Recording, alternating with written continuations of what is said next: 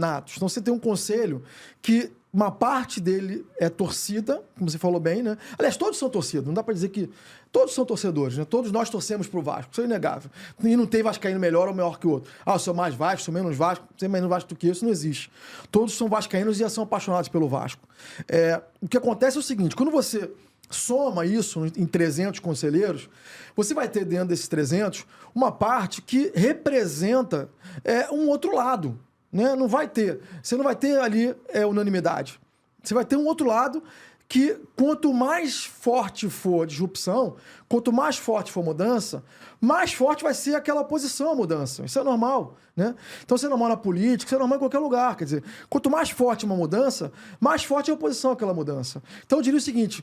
Nós tivemos até muitos votos, se eu for olhar bem, né? Porque do nossos votos que a gente teve na época, boa parte foi de beneméritos, por exemplo, que o benemérito é contra, não era contra. Foram muitos a favor da gente naquele momento. É que, na verdade, quando nós fizemos o acordo, isso pouca gente sabe, né? Não foram os beneméritos que votaram contra a gente, porque tem muito benemérito, aliás, a maioria dos beneméritos, eu diria, são muito favoráveis à melhoria da gestão do clube.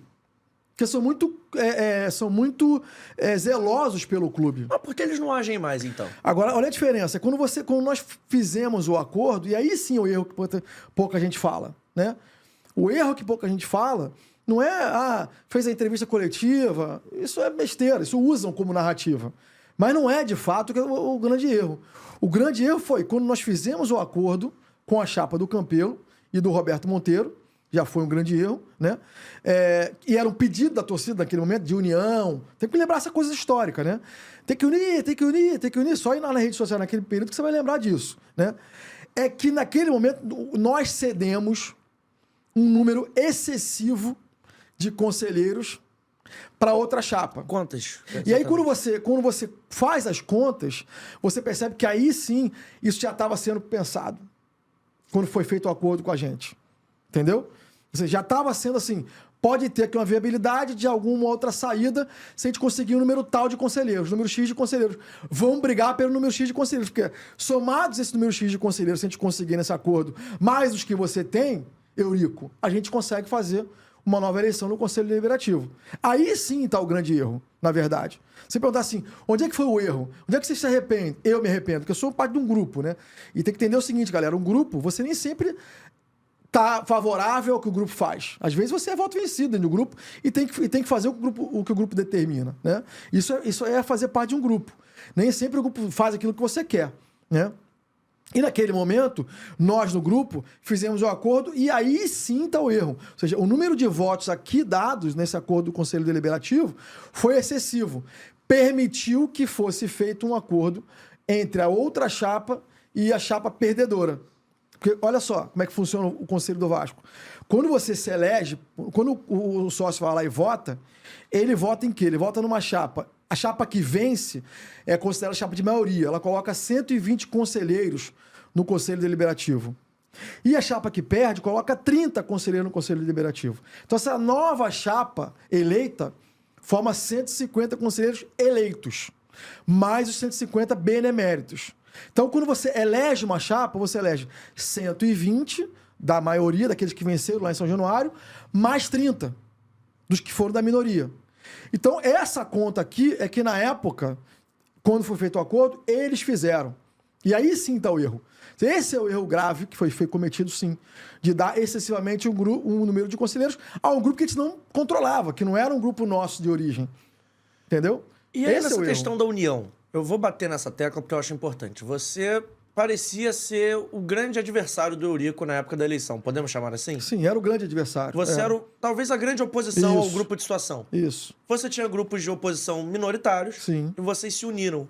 Olhando para trás hoje, você faria esse movimento de novo? Qual era o nosso dilema que a gente vivia naquele momento ali? Existia uma tese jurídica, e foi uma tese provada, correta, né? De que para que nós tivéssemos força na tese da fraude nas urnas, a gente teria que ter os ganhos em todas as urnas. Ganhar de todas as urnas. Ou seja, se eu ganhasse numa, perdesse em outra, ganhasse uma, perdesse em outra, não ia ficar tão clara a fraude. A fraude ia ficar evidente, para que não tivesse risco jurídico na tese de fraude. Entendeu? Então, o que acontece? Quanto mais você divide o número de votos, mais chance você tem de, obviamente, perder. Porque você vai ter mais gente concorrendo, né? Não de perder, mas de não ter a vitória contundente. Então, o que acontecia? Tinham 3... Vamos lá, aquela eleição tinham 4 candidatos. Eu vinha como candidato favorito, o Eurico vinha em segundo, o Horta em terceiro e o Campelo em quarto. Esse era o cenário da eleição daquele ano. Então, eu vinha em primeiro, Eurico em segundo, Horta em terceiro e Campelo em quarto. Qual era o nosso grande problema? Nosso grande problema, esses dois aqui que vinham em seguida, Horta e Campelo, se eles participassem, o Eurico tem um voto que vota nele, um voto que não só representava fraude, como tinha um voto ali tradicional de pessoas que votavam no Eurico e muitos anos de política.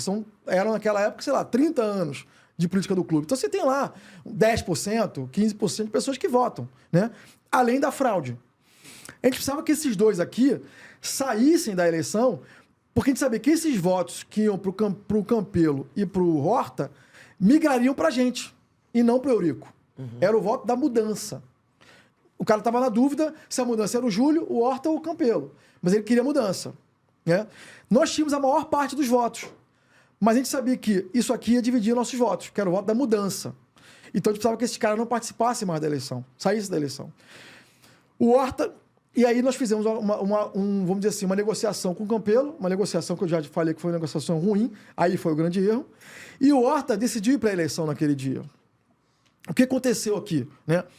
Quando o Horta vai para a eleição naquele dia, ele não ganha a eleição, ele está muito atrás da gente, do Eurico e do Júlio, né? Atrás de mim, mas ele começa a tirar votos nossos. E a gente mede isso através de uma estatística, através de uma técnica, que chama de boca de urna, mas é nome popular, mas nada mais é do que um método estatístico de contagem de votos, que você vai conversando, vai entrevistando pessoas que entram na hora para votar, do lado de fora, e pergunta. Isso existe uma metodologia estatística que ela apura com muita precisão o número de votos que está entrando naquele momento. A gente começou a ver que tinha voto, nós estamos perdendo, que chama de sangrar, né, perdendo voto pro Horta, né? E naquele momento eu vou no Horta e falo, Horta, a gente precisa que você abra. Você não vai ganhar a eleição, você vai dar a eleição pro Eurico. É isso que você quer? Você quer eleger o Eurico realmente? Eu falei, não. Então, porra, tem que sair. Porque aqui, ó, mostramos pra ele. E ele fez um gesto, diria que um gesto aí de vascainidade mesmo, porque era um cara muito tradicional, é uma pessoa muito tradicional no clube, abriu e aí a gente dispara. A gente começa a ganhar, entendeu?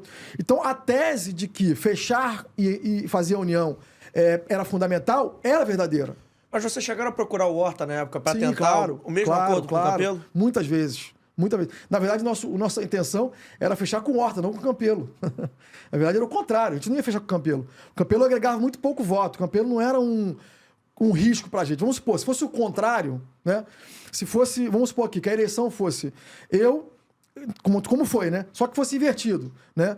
O Horta no lugar do Campelo. Né? Não invertido, não. Se fosse lá para eleição. Só que em vez do Horta, em vez de fechar com o Campelo, tivesse fechado com o Horta, e o Campelo decidisse ir para a eleição, não ia fazer a menor diferença pra gente. Porque ele ia morrer na eleição, ele ia minguar nessa eleição.